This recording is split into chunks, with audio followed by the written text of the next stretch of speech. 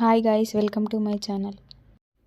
ఇంట్లో ఏం వండాలో తెలియనప్పుడు ఈ వెజిటేబుల్ రైస్ అయితే చేసుకోండి. టేస్ట్ అనేది చాలా బాగుంటుంది. ఈ వెజిటేబుల్ రైస్ నార్మల్గానే తినొచ్చు, లేదంటే సైడ్గా టమాటా రసం కానీ రైతా కానీ వేసుకొని తినొచ్చు.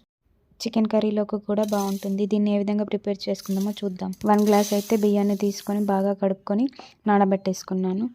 ఇప్పుడైతే మనకు కావాల్సిన వెజిటేబుల్స్ అన్నీ దీంట్లో కట్ చేసేసుకొని పెట్టేసుకున్నాను. మీ దగ్గర ఏ వెజిటేబుల్స్ ఉంటే ఆ వెజిటేబుల్స్ కట్ చేసేసుకొని పెట్టేసుకోండి. నా దగ్గర ఇవే ఉన్నాయి కాబట్టి వీటితోనే చేసేస్తున్నాను. ఇప్పుడు స్టవ్ వెలిగించేసుకొని ప్రెషర్ కుక్కర్ అయితే పెట్టేసుకుంటున్నాను.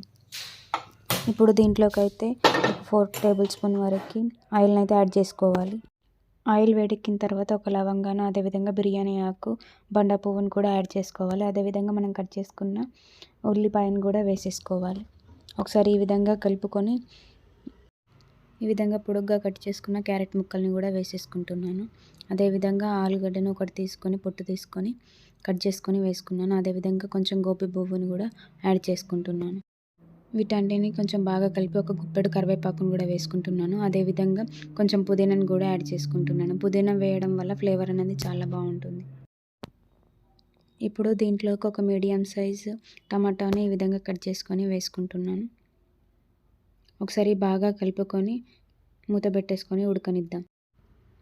ఒక 2 మినిట్స్ తర్వాత మూత తీసుకొని ఒక 5 నిమిషాల ముందు మిల్ మేకర్ని వాటర్లో నానబెట్టుకొని ఉంచుకోవాలి. తర్వాత ఇప్పుడైతే వీటిని అయితే వేసేసుకుంటున్నాను. ఇప్పుడు మూత పెట్టుకొని 5 నిమిషాలు ఉడకనిచ్చిన తర్వాత ఇప్పుడు మూత తీసుకొని తగినంత సాల్ట్ని యాడ్ చేసుకొని బాగా కలుపుకోవాలి. ఇప్పుడు దీంట్లోకి తగినంత పసుపును కూడా యాడ్ చేసుకొని ఒకసారి కలుపుకొని మూత పెట్టుకొని మరో 2 నిమిషాల వరకు ఉడకనిద్దాం. మీ దగ్గర ఇంకా వెజిటేబుల్స్, బీన్స్ ఇంకా ఏవైనా ఉంటే కూడా యాడ్ చేసుకోవచ్చు.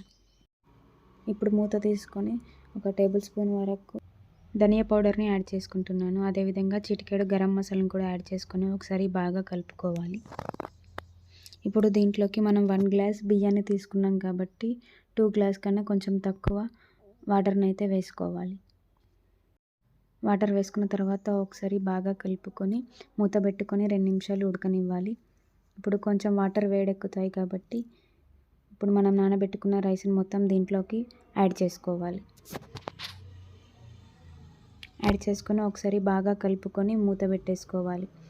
2 విజిల్లు వస్తే రైస్ అనేది రెడీ అయిపోతుంది. ఇప్పుడైతే ఆవిరిపోయిన తర్వాత మూత తీసుకొని చూద్దాం. చూడండి, ఎంతో టేస్టీగా ఉండే వెజిటేబుల్ రైస్ అనేది రెడీ అయిపోయింది. Thanks for watching this video. Please do like, share, subscribe my channel.